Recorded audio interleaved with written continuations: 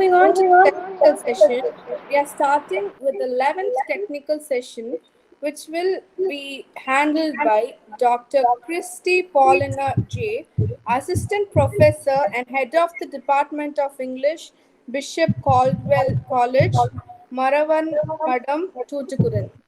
The presenters are Dr. Amandeep, Punjab University, Mr. D. Dakar from Shillong, Mrs. Bipasha Majumdur, Department of English, Miss Debra from Vijay Sagar University, Miss Parvati J from Krishna Kovil, Tamil Nadu, Dr. S. Reema Devi from Krishna Kovil, Tamil Nadu.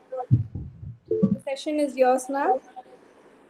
I'd like to now call upon Dr. Amandeep, Associate Professor, Department of Evening Studies, Multidisciplinary Research Center, Punjab University. So he's going to present the paper on Mapping Dalit Women, Identity and Social Advocacy.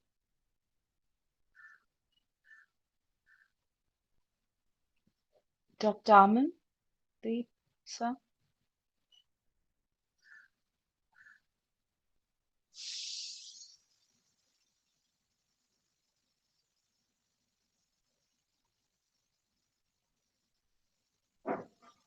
Ma'am, is sir there in the platform?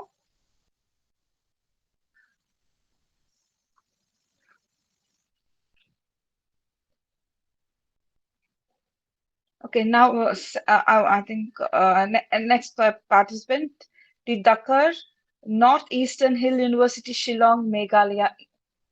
So I request him to present the paper on women in the craft making, a case of textile weaving of Raiboy of Meghalaya. Good morning. My name is Chanmi Dakar. I'm still doing my PhD in the Department of History, Northeastern Hill University. So my paper is on women in the craft making, a case of textile weaving of Raiboy of Meghalaya. This paper will examine the role of women as living libraries in transmission and safeguarding the traditional knowledge of the craft production of textile weaving of Raiboy. Women has always developed knowledge of social beliefs and cultural traditions which will sustain and pass on from generation to generation within the society. This knowledge, shared by all members of an ethnic group, tends to take the form of myths, legends, folk song, festivals, values, attitudes, ritual practices, language, etc. Crafts are also commonly considered to be traditional since the element of tradition is of primary importance. Am I audible, ma'am? Such objects are handcrafted Aman. and the techniques for Excuse me, creating ma'am. them. Aman, can you speak after, Yes, ma'am. Dakar Earlier I was, yes, ma'am. Okay, fine. Yeah. Next participant. Yeah, thank you. Yes, ma'am. Continue. Okay. Crafts are commonly considered to be traditional since the element of tradition is of primary importance. Such objects are handcrafted and the techniques for creating them are learned through family or community traditions passed along through generations with craft persons remaining true to time-honored methods or technique. Therefore, the knowledge is referred to as an oral tradition that has been practiced since time immemorial. The traditional knowledge, which form part and parcel of the everyday lives of the people in a society, is now fast disappearing with the rapid pace of industrialization and globalization. In the drive for research and documentation of traditional knowledge, knowledge keepers becomes the chief agent for transmitting cultural traditions to the younger generation. In many indigenous communities, women's position is generally designated as knowledge keeper of cultural traditions. A statement was made that indigenous women are the guardians of knowledge, wisdom, and experience concerning the environment. We have an integral role in the transmission of this knowledge, wisdom, and experience to the younger generations. Nicole Gerard also pointed out that women's roles and responsibilities are frequently tied to their experience of childbirth and child rearing, as well as their designation as cultural bearers and keepers of traditional knowledge. So a case of my studies on Ribhoi, which is located in the northeastern part of Meghalaya, having a common border with Assam on the east, north, and west. Ribhoi has been an important center for the exchange of goods and ideas between the Khasi Jaintia people and those of the adjoining areas of Assam from early times. Inhabited by an amalgam of ethnic groups such as the Khasi, the Jaintias, Marngars, the Karbis or the Mikirs, Antivas or Lalungs, the culture of Ribhoi presents a seemingly blend of cultural traditions. The Bhoi area is known as one of the main center of the handloom weaving tradition, which has been practiced by the people from pre-colonial times.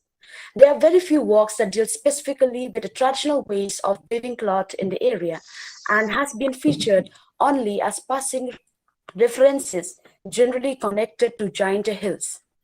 Added to that, as far as the traditional crafts are concerned, except for iron smelting, other crafts, including textile weaving, have received little attention. It was only in the early 20th century that P.R.T. Gordon first provides significant information on the craft of weaving, to which he refers to weaving as a fairly considerable industry and handiwork of women alone. A more informative work on textile weaving is by Hamlet's Barrett's later work that documents the important centers of craft production in Ribhoi and provides some information on the source material, the typology, and the looms and clothing produced in Bhoi area and Jaintia Hills. So from the above reviews, it shows that the traditional knowledge of the weavers form an important part in validating the role of women in the weaving production of the Ribhoi. In Ribhoi, the primary occupation of the people was agriculture. Its fertile alluvial soil and warm climatic conditions led to the intense practice of agriculture, supplemented by the cultivation of assorted roots, vegetables, crops, rearing of irisil and lag extra in the region. Bhor region, as mentioned earlier, was located on important trade routes and trading centers surrounded by upland Khasis in the south and the plains of Assam in the north. This helped in the exchange of ideas among the groups and in obtaining muka from Assam, which is well known for silk center in India. With agriculture being the main occupation of people in the region, the craft of textile weaving was mainly operated at the domestic level and mostly as a secondary employment to the weavers. So textile weaving was therefore a household craft where rearing, spinning, and production of this craft was considered a female's work. The loom that was used in the weaving of cloth was also simple in structure, designed for the women. The loom, usually called the floor loom, was completely made of bamboo and wood. For weaving, the weavers usually make use of both irisil and cotton. And the boys' society followed a matrilineal system where the descent and inheritance are traced through the mother's line and passed through the youngest daughter, to which even some of the families of Karbis, Tiwas, and Marngars even followed this tradition. The youngest daughter acts as a custodian of traditional beliefs and practices within the house. The structure of the house was based on a clan system called the Kur. The clans or Kurs trace their origin to Kayaube Tenrai, or root ancestress, Kayaube the men, or old ancestress, and Kayaube Khenrao, or young ancestress, before identifying themselves with their families. Although the line of descent was taken from the mother, the position of the father in the house was not underestimated. The father was the connecting link between his mother's clan and his wife's clans. Also, the Mekha, which is the father's mother, was treated with respect by the wife and children on the occasion of state family ceremonies. The importance of the maternal ideology can also be seen in the craft production of textile weaving production, whose origins have female attributes. It may also be noted that in Ribhoi, textile weaving is termed as kathain that, to which the word ka refers to females. In textile weaving, as is already pointed earlier, that the clothes were the handiwork of women alone. However, through field studies conducted at present, we saw that, especially at Nongtung villages, we saw that men also help in the collection of raw materials for weaving, such as leaf, roots, and plants for dyeing purposes. They also help in fixing of the structure of the loom and the transportation of goods to the market. Thus, while there was gender-based division of labor in textile weaving, weavers were invariably women. Therefore, the transmission of craft knowledge is also passed down from mother to daughter. So according to Cecil Maulong, such tradition tended to encourage the organization and stabilization of the craft along clans line. Accordingly, women not only supplemented their economy by practicing this craft, but also become a custodian and knowledge keeper of the traditional method of processes of textile weaving in the Boy region. Study also shows that women in Ripoy also help in disseminating the process and method of the craft production to the younger generation by safeguarding and encourage the organization and stabilization along clans line. Therefore, preservation and documentation of the traditional knowledge of textile weaving was very important. Thank you.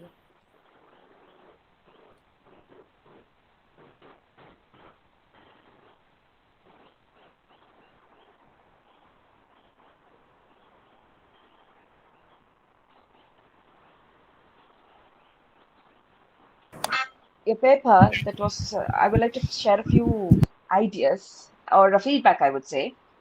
The well, and when you see the title, you said craft making. But I was very much impressed when you said, it is a tradition, and that's what everybody in India is missing actually. And the importance of women in weaving industry and how in Meghalaya women have been given importance and how the weaving has been made easier, that which were you telling, and also you said that exchange of ideas, and that's very much it's really very true that of course when we go to hill stations or the the handcrafting and we bargain. I would say we should not do that. We have to encourage weaving or handcraft materials because it's done with great care, and we want to show them that we do not want to lose the tradition. So in exchange of tradition, it has to come up and down. That is what you were telling. It was very much amazing, and I really appreciate you because your research would be of great success. And anybody having questions to Ms. Thakkar, you can. No questions? Okay. Thank you, Ms. Thakkar. Very, very nice presentation. Thank you. Thank you, ma'am.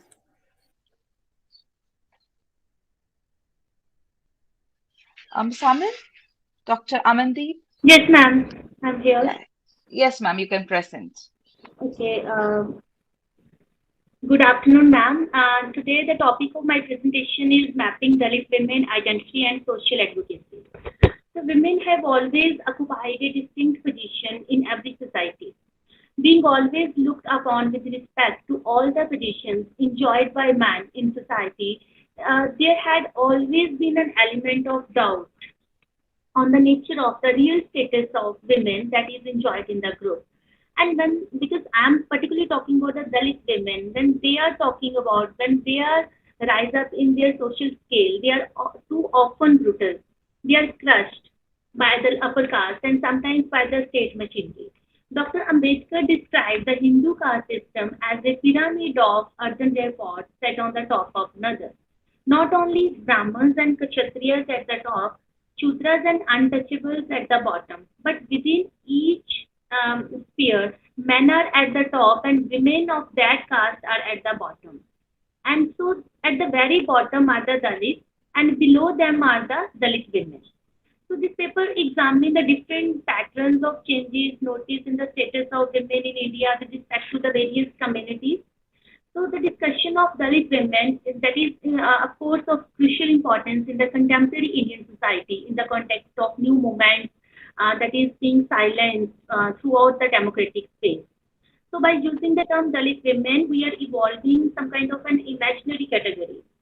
And because we hope that Dalit women in the near future will give some kind of a critical uh, dimensions at all.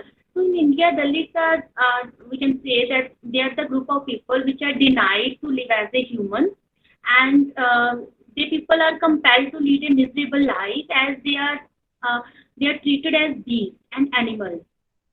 So Dalit women is of course the Dalit of the Dalit in Indian society. She is the thrice oppressed victim of the centuries of social, political, economic, and cultural exploitation.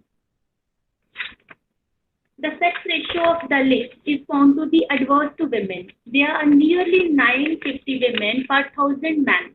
This imbalance gives rise to many ills like child marriage, prostitution, and it's very important to reduce infant mortality of girls by giving them equal attention as to the boys in the society in the early childhood.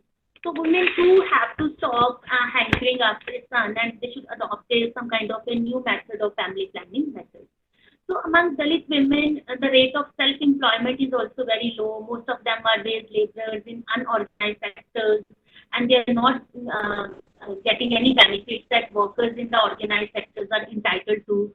Exploitation increases as they are not organized. They have to work in jobs with low status. There is no certainty of work around the year.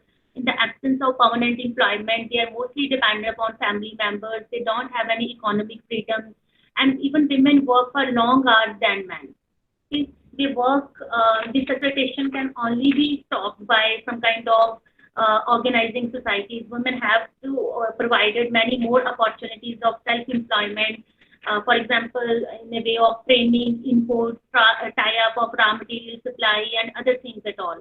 So the women, though India is developing, there is no development in Dalit women's life. In particularly in Punjab or in Madhya Pradesh, uh, what happens to these Dalit women? They commit suicide at all.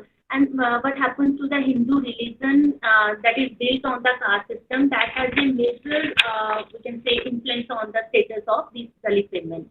For example, if I talk about Manu's, okay, Manu's law is the law of land of India for all political purposes. For example, Manu says a wife has no right other than to serve her husband. A woman is sexually insatiable. Women company as mother, sisters is not to be there. So these are some of the things that Manu talks about. But today, Dalit women are working in various government offices. They are active members of Jila Parishad. They are still bearing the burden of double day, some kind of a labor, overall patriarchal ideology without any protest. Feminist consciousness makes one aware of the forms of our relations and other things. So, because I am from literature side, I'm talking some Dalit autobiographies of women. For example, the one is Gina Amucha, that is a Marathi autobiography, and it is translated into English, and the translated version is The Prison We Broke. Okay? So here it is the first, probably it's the first autobiography of a Dalit woman. It's not only in Marathi, but like most Dalit autobiographies, here we can say that here is a protest against the inhuman condition of existence of to which Hindu caste system has subjected to things. So here also, because here the protagonist is Baby Kamble. So Baby Kamble is here talking about the Dalit life, that how she exploited in the society, okay, in patriarchal society particularly. But because a lot of things that happened in her autobiography, but at the end of her narrative, under the influence of Dr. Ambedkar's philosophy, she decided to begin her struggle through her writing. She started an ashram for orphans, for backward castes, and later Ambedkar became the pioneer of the Dalit women movement in India. And today she is the president of Mahatma Phule Danyas Vikas Sanstha. Okay, and she serves the community in this capacity. So it is here in this respect we can say that now the Dalit women are, of course, they are rising, and that is their major effort towards human rights movement. And the second autobiography I would like to discuss, the Weave of Life, and the Weave of Life is again a Dalit autobiography, and here also the overall narrative, it represents the inner truth of Dalit life. She really talks about the Dalit feminism, that how she awakened most of the Dalit women, and she just encouraged other women to aware about their rights. and a lot of other things are there. And uh, for example, another women autobiography is Urmila Kaur. Okay, and Urmila Kaur good use of her freedom struggle in her narrative. Her feminism is more pronounced element there. So these are some of the autobiographies, and there is one another woman, Mitra Bave. She talks about in a book, Pan on Fire, that how her strength about Dalit women and how she discover and reflect on the image of these Dalit women and how their problems, there are multiple problems they are faced in society, family, work, and religion also. And being Dalit, they suffered further economic deprivations because upper caste communities treated them as untouchables, and they just paid low paid jobs. And so the discussion which has, I think, conclude from these narratives of Dalit women, they indicate that now they have started raising their voice against patriarchal orders. Now they can fight back to guard their identity, their self-respect, and while narrating their own experience in these autobiographies, they give just an inspiring message to the society because how they develop philosophy of life and their life has also become some kind of a certain philosophy because they are writing autobiographies, and of course autobiography is an honest attempt to looking from settled life, from the past life and detachment and other things, and caste plays an important role in women autobiographies. So there are many other things are there. There are many policy schemes are also launched by government like about the Mahila Samriti and other things. And many Dalit writers and actors, they really mentions in about all these things in their writing. And they also see the broader Dalit movement in building a nationwide network. Okay?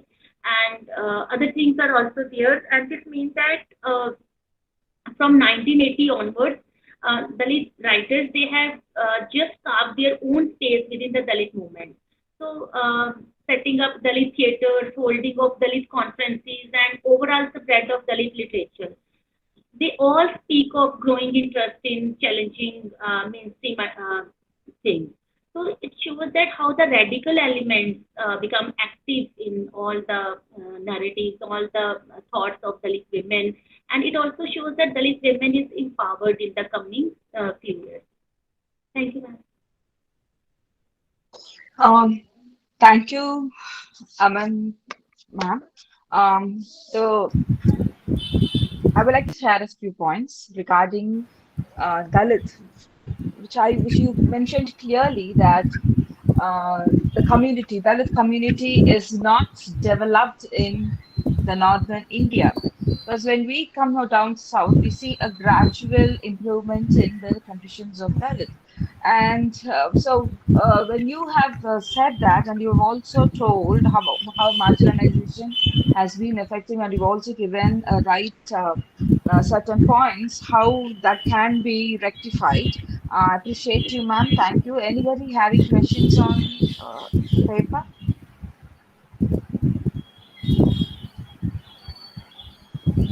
Okay, thank you. Thank you, Dr. Amandeep. Next is Mrs. Bipasha Manjudar, Assistant Professor and Head of the Department of English, Vidyasagar University, West Bengal. She's going to present on Return to the Wilderness, a revisionary study of Jhumpa Lahiris, the lowland from the perspectives of zoo criticism. I hope it must be interesting. Yeah. Very good afternoon to all of you present here. I am extremely thankful to the organizer for giving me an opportunity to present my paper and to share my views regarding Jew criticism and Jhumpa Lahiris, the lowland.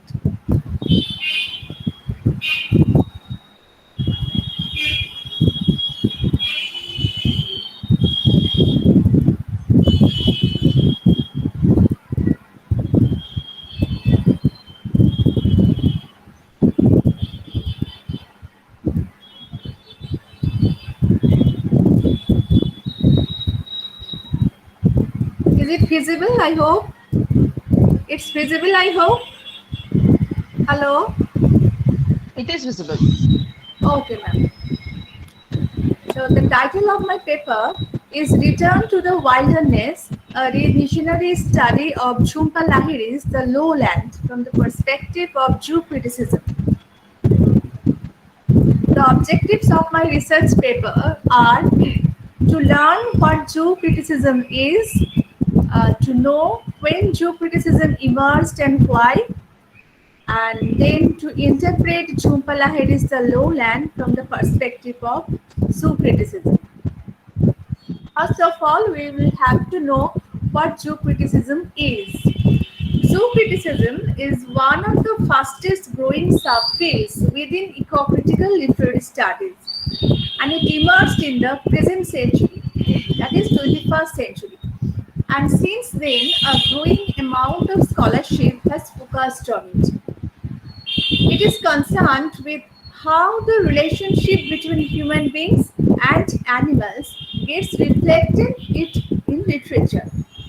However, we should remember that Jew criticism is more than simply the study of animals represented in literary works. We may quote Graham Coogan and Helen Tiffin. They have said in the book Post-Colonial Eco-Criticism in page number 18, Jew criticism, as we might term its practice in literary studies, is concerned not just with animal representation, but also with animal rights. So it has distinguished itself by the ethical stand it takes and its commitment to the animal community as a significant thing rather than merely as a thematic study. The Jew criticism is oriented towards heightening the reader's awareness and even towards inciting them to social and political action. Jew criticism is a means of keeping the human community from destroying the non-human community, thus maintaining the ecological balance of the world. However, we will have to notice that Jew criticism, though directed towards a specific goal, must preserve the aesthetic function of the literary text. And Jhumpa Lahiri's The Lowland is not an exception to this rule. Now the question naturally arises, when Jew criticism emerged and why? Okay, the eco-criticism has generally shown little interest in non-human animals. So everyone is familiar with the term eco-criticism, but the fact is eco-criticism has shown little interest in non-human animals. So in the first decade of the 21st century, Jew criticism has been inaugurated as a new critical discourse within eco-criticism as a means of challenging all kinds of violence done to animals and pain inflicted on them. In fact, a profound concern for all savage practices towards animals gives rise to this new field of criticism. Okay, so this is why Jew criticism emerged in 21st century. Now I am going to analyze the text of Jhumpa Lahiri's The Lowland from the perspective of Jew criticism. You know, Jhumpa Lahiri is one of a few novelists in the history of Indian English literature who may be said to be seriously concerned with ruthless destruction of animal community with the explosion of human population. The latest novel by Lahiri, The Lowland, opposes the long Western tradition of human dominion over non-human community. It provides us with an ecological wisdom that we should change our anthropocentric attitudes into biocentric ones. Now, textual analysis. Modernizing and industrializing Calcutta, now Kolkata, in which the novel is set, is depicted by Jhumpa Lahiri as an extremely polluted city, having disastrous effects on both the human and the non-human communities of nature. At the very outset of the text, the lowland, the novelist writes, I quote, in autumn, egrets arrived, their white feathers darkened by the city's soot, waiting motionless for their prey. Unquote. In this novel, she has created two characters, namely Subhash and Bela, who love animals and work for their preservation. Even in his very childhood, Subhash distinguished himself as a true worshipper of nature with all types of creatures. I quote, on subsequent visits, Subhash collected feathers. He saw vultures bathing in puddles, spreading their wings to dry. Once he found an egg that had dropped intact from a warbler's nest. Carefully he carried it home with him, placing it in a terracotta container from a sweet shop, covering it with twigs. Digging a hole for it in the garden behind their house at the base of the mango tree when the egg did not hatch. Unquote. Moreover, Subhash enjoyed, I quote, watching sunlight flickering like a restless bird on the wall, put insects under a doom screen to observe them, cupped his hands in turbid water, searching for frogs. Unquote. His emotional attachment with nature is quite evident when the novelist writes, quote, his satisfaction was in watching its, that is, the heron's, breast feathers drooping as it dipped its head toward the water, as it took slow strides on long backward bent legs. He went back a third day, but was unable to see it anywhere. For the first time in his life, he felt a helpless love. I unquote. Like Subhash, Bela, another character in the novel, is portrayed by the novelist as an environmentalist. Even in her childhood, she felt shocked when she noticed a carnage of earthworms. However, during her school days, Bela, quote, joined the Nature Studies Club.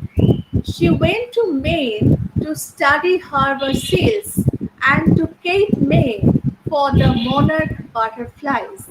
Unquote. After schooling, Bela took admission into a college to study environmental science. I quote, for her senior thesis, she studied the adverse effects of pesticide runoff in a local river. Unquote.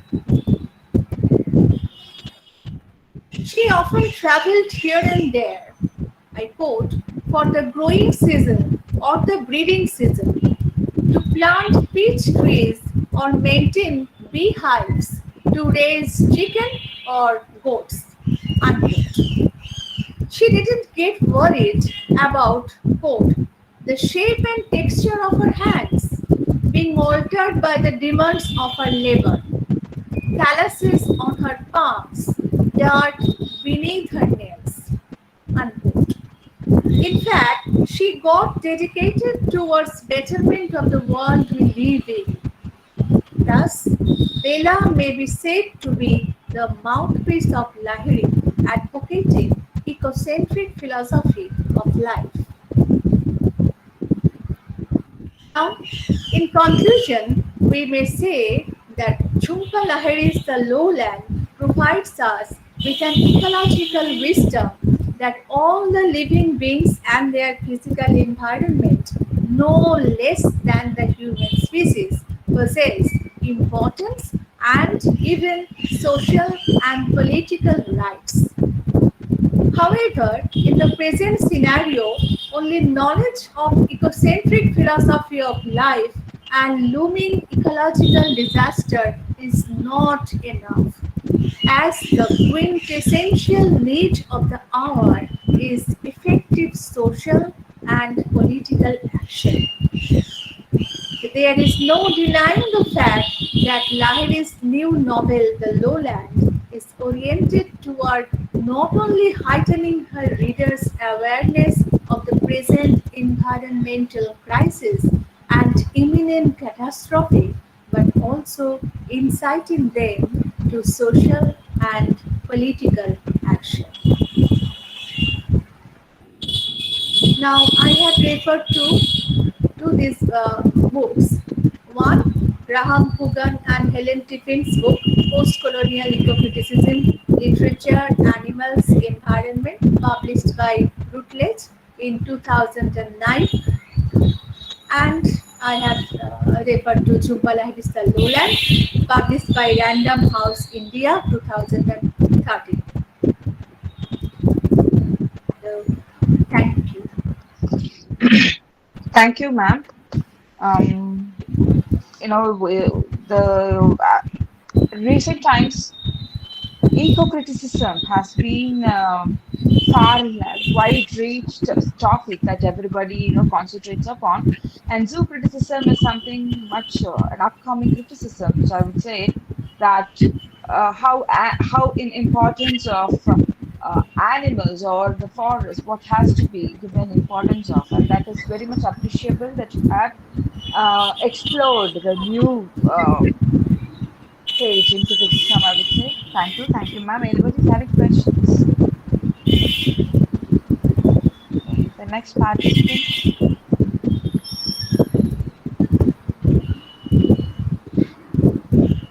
Is there any question, ma'am? No. So you have a question? No, thank you. Thank you. The next participant, Parvati J, research scholar, Kalasalingam, Academy of Research and Education.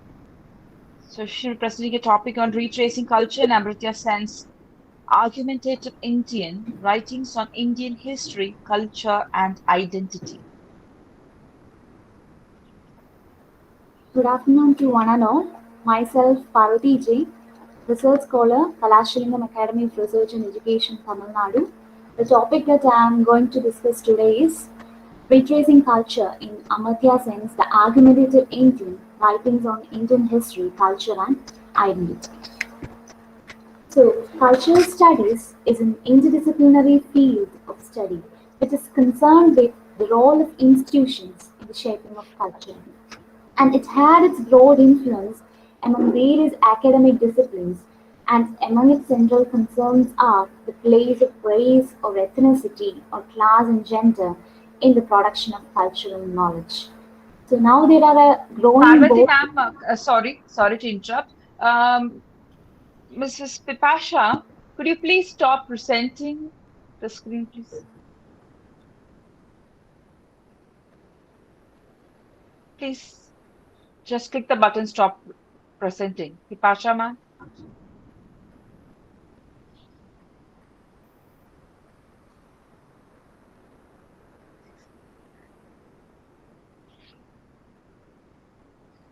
Vipasha, Mrs. Vipasha.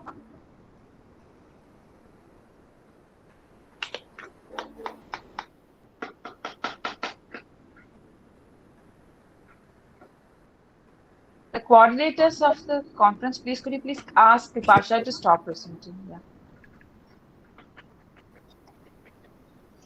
Parvati, ma'am, continue. Okay, ma'am. Now, there are a growing body of fascinating new works in the field of cultural studies.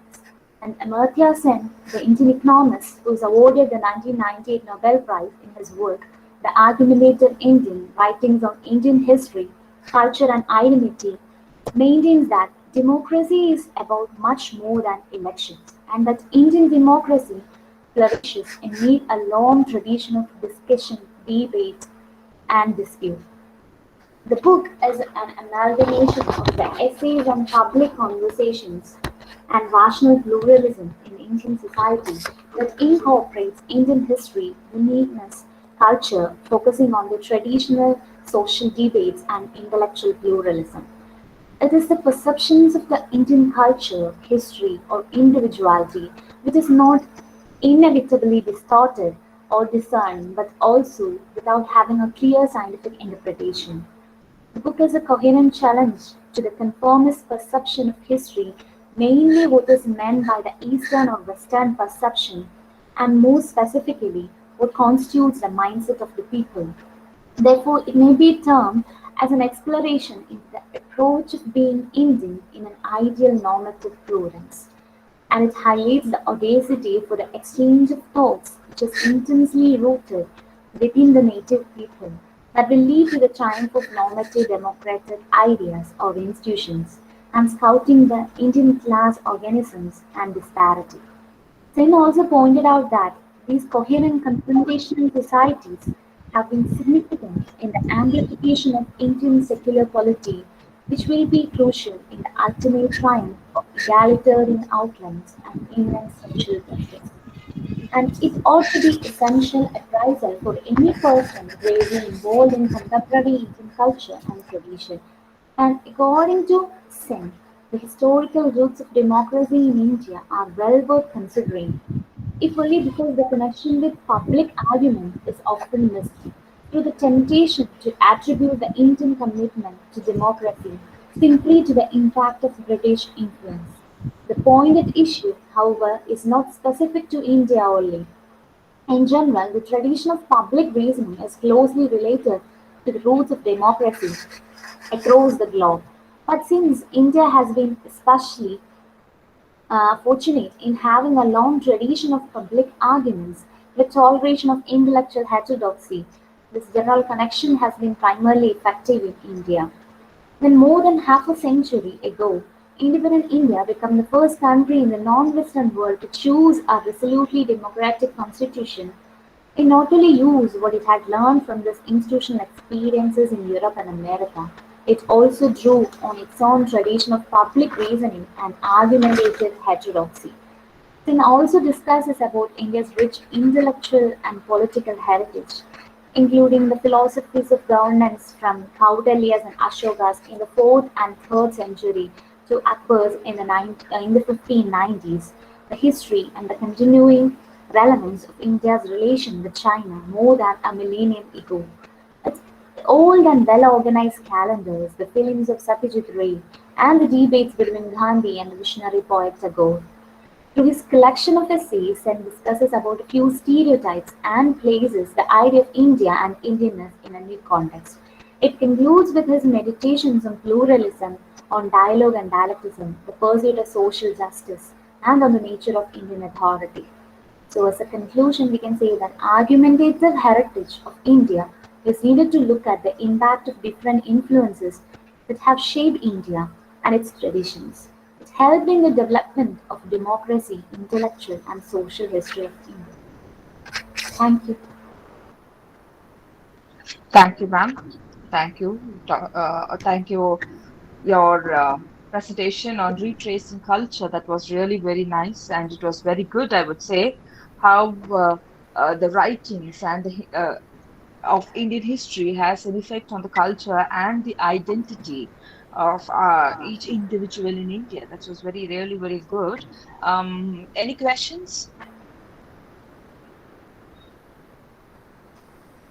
Yeah. Thank you. Thank you Thank for you, the ma'am. participants. Thank you, participants, for your wonderful presentations. Really, I enjoyed it. It was really intellectual, I would say. Thank you. Thank you so much. I also thank the organizers for inviting me as the chairperson. I thank the organizers and the coordinators. Thank you. Thank you, one and all. Thank you.